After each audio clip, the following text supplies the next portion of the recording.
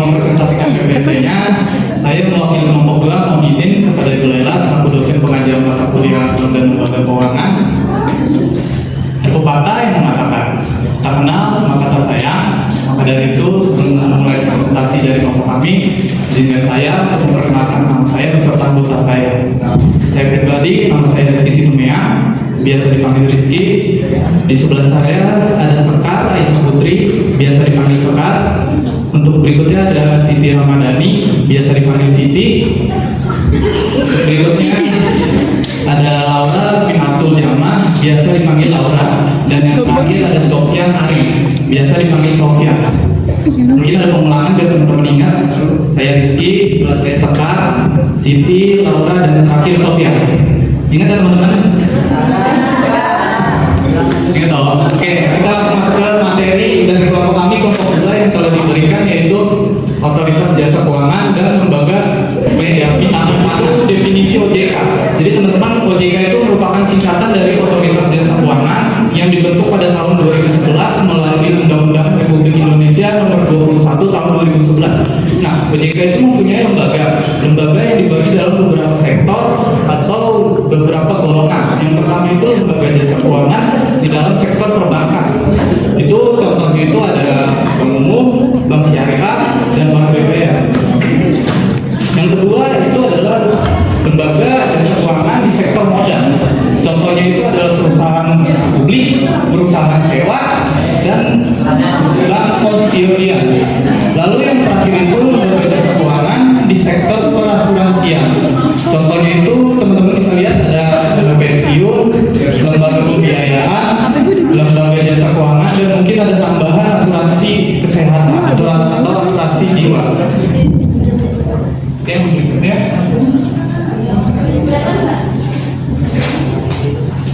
Nah, berikutnya itu aspek pengawasan OJK.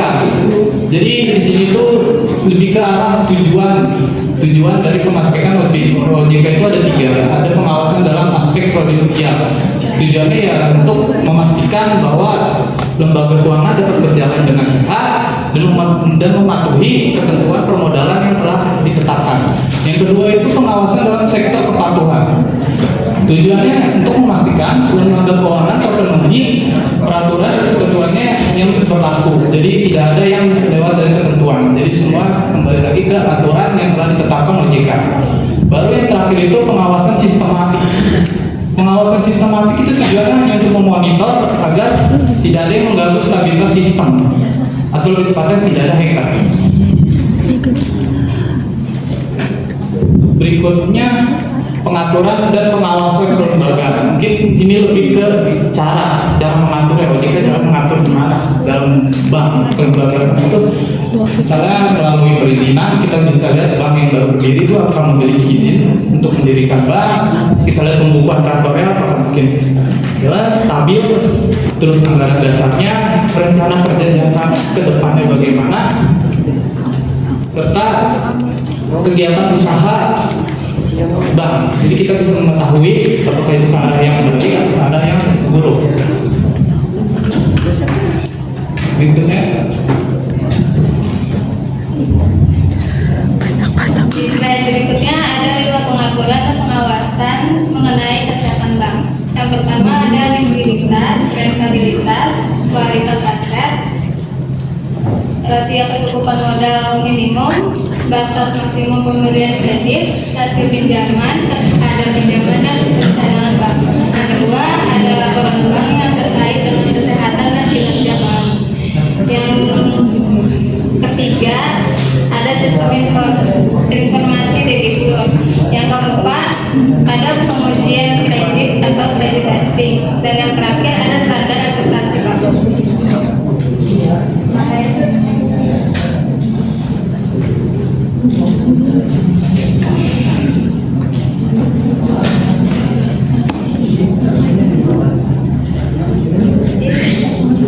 Materi berikutnya ada 4 pengaturan dan pengawasan mengenai aspek kehati-hatian bank. Yang pertama ada manajemen risiko, yang kedua ada tata kelola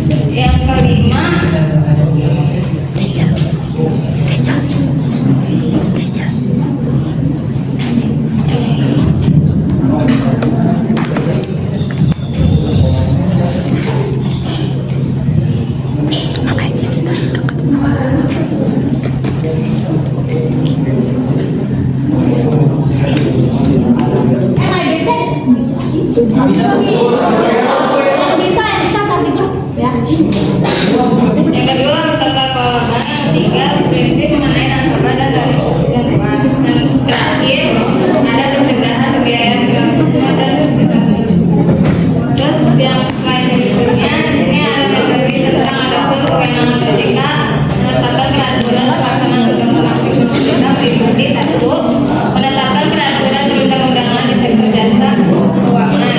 Yang kedua, menetapkan peraturan dan keputusan OJK. Yang ketiga, menetapkan peraturan mengenai pengawasan sektor jasa keuangan. Yang keempat, menetapkan kebijakan mengenai pelaksanaan tugas OJK. Yang kelima, ada menetapkan peraturan mengenai tata cara penerapan perintah tertulis. Yang keenam, ada menetapkan peraturan mengenai tata cara penetapan pengawalan. Yang ketujuh, ada menetapkan struktur organisasi. Yang terakhir, menetapkan peraturan mengenai tata cara penghinaan sanksi sesuai dengan Selanjutnya, pimpinan OJK. OJK dipimpin oleh Dewan Komisioner. Dewan Komisioner ini bersifat kolektif dan kolegial. Hal ini berarti bahwa Dewan Komisioner merupakan suatu kumpulan sumber daya manusia berprofesional. Di sini ada ketua OJK, yaitu Mahendra Siregar, yang bertugas memimpin Dewan Komisioner, mengambil keputusan, dan menjadi perwakilan OJK. Dan diketuai oleh Mirza Aditya Suara, yang bertugas mendukung ketua OJK mengambil keputusan koordinasi internal. Materi selanjutnya, lembaga penjaminan simpanan. Definisi lembaga penjaminan simpanan adalah lembaga independen yang bertugas untuk menjamin simpanan nasabah di bank yang terdaftar serta menjaga stabilitas sistem keuangan.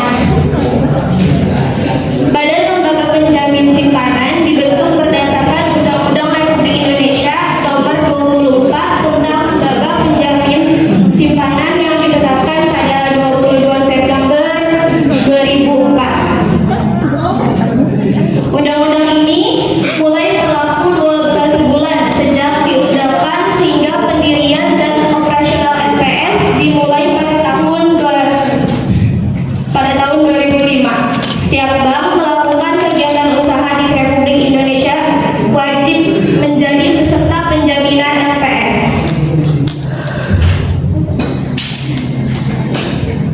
Visi misi LPS. LPS mempunyai visi menjadi lembaga yang terdepan, terpercaya, dan diakui di tingkat nasional maupun internasional dalam penjamin simpanan nasabah dan polis asuransi, serta melaksanakan resolusi bank dan perusahaan asuransi untuk mendorong dan memelihara stabilitas sistem keuangan.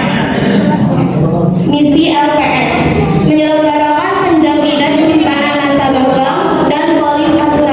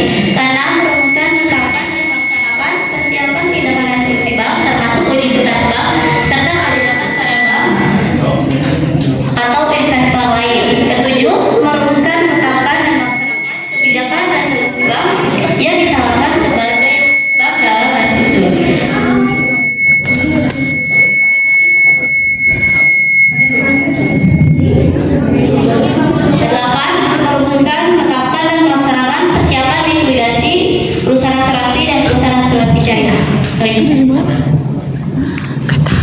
Yang terakhir ada wewenang LPS. Yang pertama, menetapkan dan memungut premi penjamin dan iuran berkala dengan polis. Yang kedua, menetapkan dan memungut kontribusi pada saat pertama kali menjadi peserta dan iuran awal pada saat perusahaan asuransi dan perusahaan asuransi syariah pertama kali menjadi peserta. Yang ketiga, melakukan pemahaman kekayaan dan kewajiban LPS, termasuk melakukan hapus buku dan hapus target terhadap aset berupa piutang serta aset lainnya. Yang keempat, mendapatkan data simpanan nasabah penyimpan, data kesehatan bank, laporan keuangan bank, dan laporan hasil pemeriksaan bank.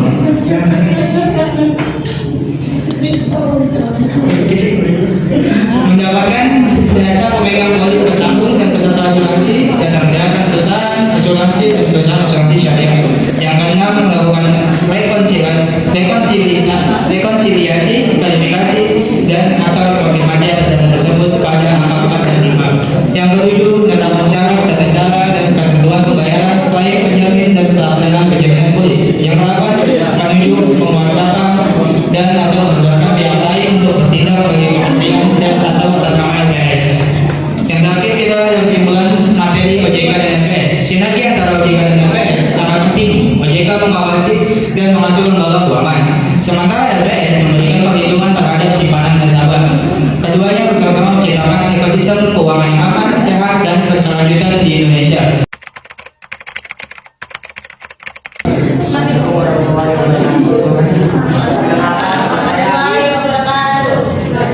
Perkenalkan, nama saya Rizal Fauzi dari kelompok 11. Dan saya mau tanya, apa yang terjadi apabila suatu perusahaan atau lembaga keuangan melanggar aturan OJK? Dari fungsi LPS tercantum melakukan resolusi bank seperti apa contohnya dan jelaskan. Oke. Saya bertanya, bagaimana OJK berkontribusi dalam menjalankan operasi keuangan di masyarakat? Pertanyaan pertama dari kelompok 11, apa yang terjadi apabila melanggar asuransi atau OJK? Yang pertama, bagi perusahaan, asuransi pelanggaran OJK mendapat peringatan tertulis, terus denda administratif, pembatasan kegiatan usaha, pencabutan izin usaha. Kalau bagi individu, pencabutan sertifikasi atau izin agen asuransi, dan dikenakan denda pribadi, bisa juga dipenjara atau hukuman pidana. Jelas? Oke, terima kasih. Selanjutnya dari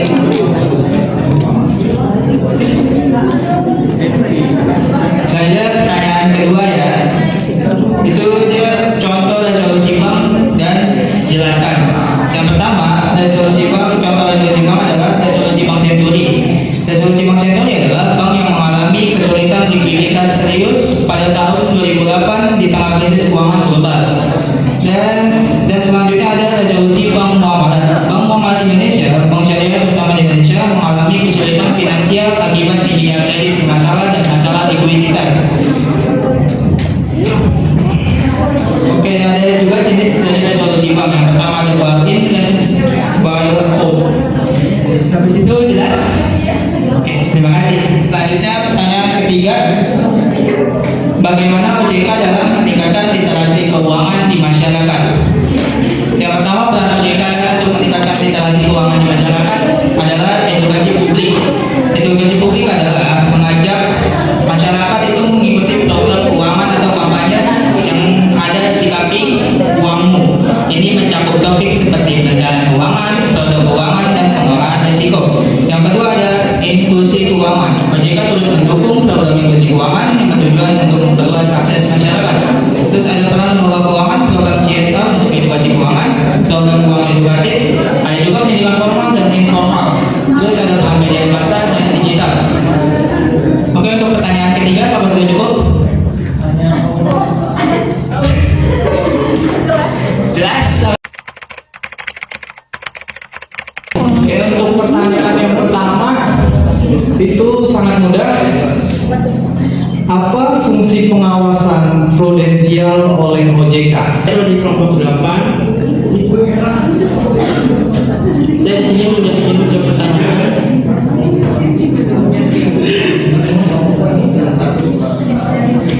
Apa fungsi pengawasan prudensial? Fungsinya untuk memastikan lembaga keuangan beroperasi dengan sehat dan mematuhi kesatuan permodalan serta manajemen.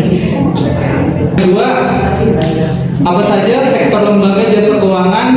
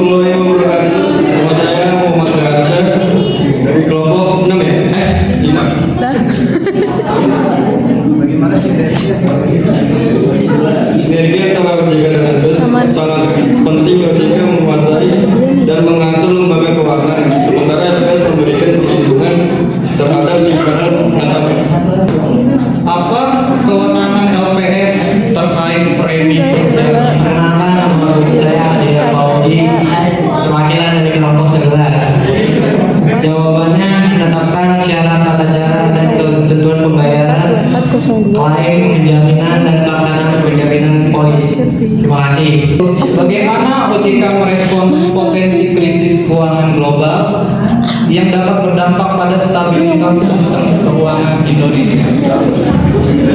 Untuk menghadapi risiko yang timbul dari kondisi ekonomi global yang tidak menentu, OJK dapat melakukan beberapa langkah strategis, yaitu memperkuat pengawasan perbankan dan lembaga keuangan. Kedua, yaitu stres uji atau uji ketahanan. Ketiga, koordinasi dengan pemerintah dan lembaga keuangan lain. Keempat, yaitu penerapan kebijakan makroprudensial.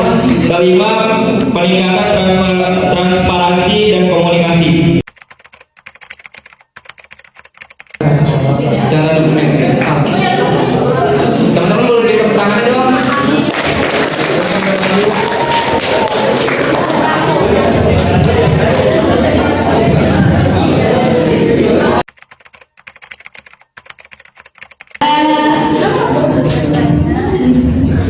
Gampang sih kayak akuntansi ya.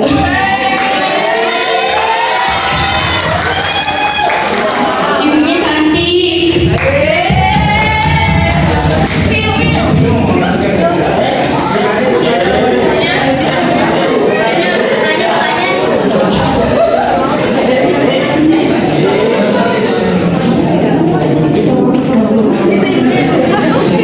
Gak ada sih bukannya ya. Pokoknya kalau nggak ada hitung-hitungan mah aman.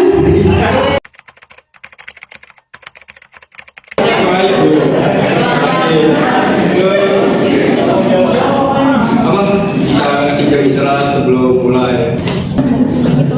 Soalnya buat terus semangat tuh buat ngajar.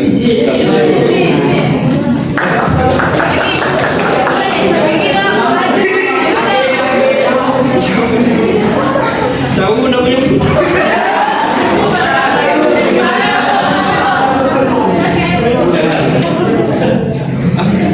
Boleh lah. Terima kasih.